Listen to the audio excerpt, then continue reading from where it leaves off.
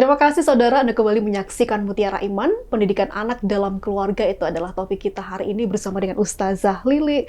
Tadi sudah dibahas bagaimana peran orang tua perlu hadir bagi anak di era digitalisasi. Bahkan tadi Ustazah juga mengingatkan bahwa orang tua tidak cukup berkata baik, mengingatkan, tetapi juga menjadi contoh yang baik pula bagi anak-anak.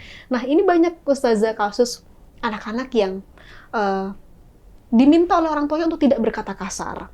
Diajarin begini, begitu. Tetapi justru di rumah terjadi sebaliknya. Ada pertengkaran, begitu ya. Ada perdebatan antara orang tua atau bahkan di lingkungan sekitarnya. Lantas seberapa besar sebenarnya anak ini bisa merekam tingkah laku orang tua? Oke, terima kasih. Seberapa besar anak bisa merekam perilaku orang tua? Tentu seperti yang saya ungkapkan tadi, orang tua itu mestinya harus bijak. Artinya dalam mendidik anak, sekali lagi, tidak cukup untuk bilang atau memberi nasihat. Akan tetapi bisa mencontohkan atau mentauladani. Nah, ada beberapa trik sebenarnya agar pendidikan anak sesuai dengan ajaran Islam, tentunya sesuai dengan agama kita, yakni yang pertama adalah membangun emosional anak. Artinya bagaimana anak ini bisa dekat, ya. Makanya orang tua itu harus sesekali itu bisa mendampingi mereka, entah lewat makan bersama atau bermain-main bersama, bercanda bersama. Nah, berarti membangun emosional anak dalam sebuah keluarga. Kemudian keteladanan. Nah, keteladanan ini penting bagi orang tua, yang mana sekali lagi tidak hanya sekedar ucapan ya atau nasihat, akan tetapi betul-betul konsisten seorang orang tua di dalam mengajarkan terhadap anak-anak. Artinya konsisten sesuai apa yang diucapkan, sesuai, yakni tindakannya juga sesuai. Kemudian diajarkan anak untuk tanggung jawab. Artinya setelah anak itu misalnya belajar, habis pulang sekolah, nah bagaimana anak ini menaruh sepatunya di tempat sepatu, kemudian merapikan tempat tidurnya. Nah, itu mengajarkan tanggung jawab. Atau anak kecil, ini terjadi pada cici saya juga ya. Jadi cici saya itu memang alhamdulillah ketika mainannya habis bermain itu tidak diringkesi, tidak dirapikan, nah, ibunya langsung bilang, ini langsung dibuang di sampah ya. Jadi anak itu segera mungkin, ya, ini mempunyai tanggung jawab gitu loh. Jadi habis main harus dibersihkan. Kemudian juga hindari kekerasan fisik, ya. Terus terang, kekerasan fisik ini, jika kita lakukan dalam rumah tangga, ini pasti trauma banget ya terhadap anak. Beda dengan ocehan atau omongan seorang ibu. Akan tetapi kekerasan fisik ini akan menambah dampak nanti di kelak dewasa. Nah, dan ini sangat riskan sekali.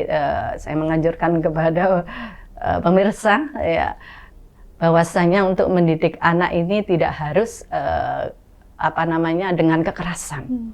Justru kita merangkul dengan lemah lembut, anak itu bisa tambah dekat ya. Jadi kemudian ada itu lagi fokus pada proses pendidikan anak. Tidak sekedar kamu harus jadi ini dan itu. Akan tapi proses bagaimana anak ini bisa sekolah ini, nanti jadi ini. Jadi anak ini bisa mempunyai imajinasi yang oh iya kalau ke sini seperti ini. Tidak langsung endingnya kamu nanti harus jadi tentara, kamu nanti harus jadi polisi, kamu nanti harus jadi guru.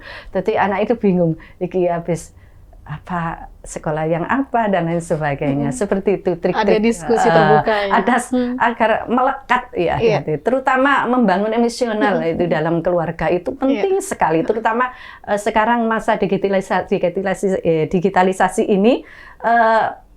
Kalau dulu jauh di mata, dekat di hati. Sekarang beda. Dekat di mata. Dekat di mata, jauh di hati. Artinya apa? Kita sedang duduk-duduk bersamping-samping, akan tetapi kita fokus dengan orang yang jauh di sana. Nah, itu perlu kita hindari kalau sedang lagi berbincang sama keluarga. Sekali lagi, luangkan waktu dalam keluarga itu ya sehari mungkin 1 kali 2 kali, entah dengan makan bersama di pagi hari atau malam makan malam atau lihat TV bersama. Itu harus kita luangkan dengan bercanda. Ada waktu, ruang komunikasi walaupun sebentar tapi berkualitas. Iya, seperti itu kan terasa sekali ya dalam kedekatan anak sama orang tua itu. Atau hanya sekedar memberi pujian, apresiasi kepada anak ya. Memberi reward jika mungkin nilainya atau setelah ujian. Nah, reward itu bukannya untuk memboroskan keuangan atau menghambur-hamburkan atau